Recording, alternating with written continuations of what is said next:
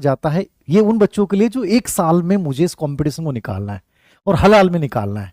वहां फिर बाइस नहीं होना चाहिए, वहां फिर नेगेटिविटी नहीं आनी चाहिए कि सर एक ऐसे थोड़ी होता है, एक साल में होगा, एक साल में।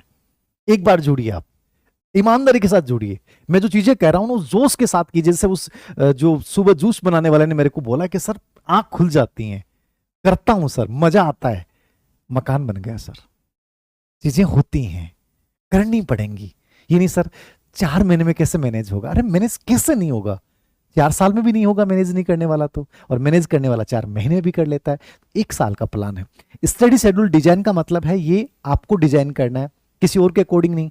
टीचर ने कहा कि यार ऐसे कर लो, नहीं, आपको क्या लगता है उसके अकॉर्डिंग करना है, मेरे लिए बेटर क्या है। तो स्टडी शेड्यूल डिजाइन के अंतर्गत आपको क्या करना है कि आपको अपने पूरे दिन को ब्लॉक करना। ब्लॉक का मतलब समझ गए, सबसे बेस्ट रणनीति होती है, साइकोलॉजिकल होती है। ब्लॉक क्या होता है, दिन को ब्लॉक मतलब आपके पास ऐसा होना चाहिए कि नहीं मैं ये करूं, नहीं, पहले से चीजें तय हैं कि मुझे इस चीज को ऐसे करना है।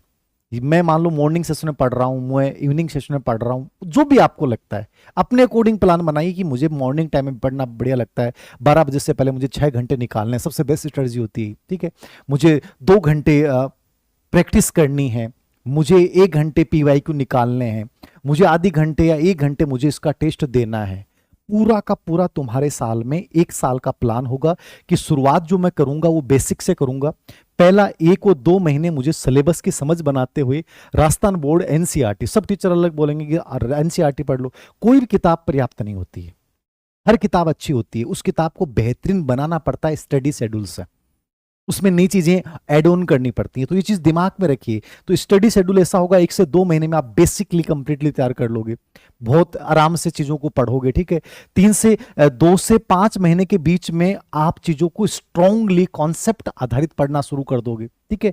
5 से 7 महीने में आपका दूसरा या तीसरा रिवीजन आ जाएगा, और 8 से 10 महीने के अंतर्गत आप कंप्लीट टॉपिक के आगे, आप पूरे टॉपिक के आगे अंडरलाइन कर चुके होंगे कि इसका रेड पार्ट है, ये इसका ग्रीन पार्ट है, यहां से ये प्रश्न इस 2 साल में ये प्रश्न आ गए हैं। मतलब आपको पूरा का पूरा टॉपिक कंप्लीट आपके डिजाइन के अकॉर्डिंग, मतलब 12 महीने का ऐसा प्लान बनाइए कि जहां खाली स्पेस बचे ही नहीं, पूरा दिन ब्लॉक हो जाए।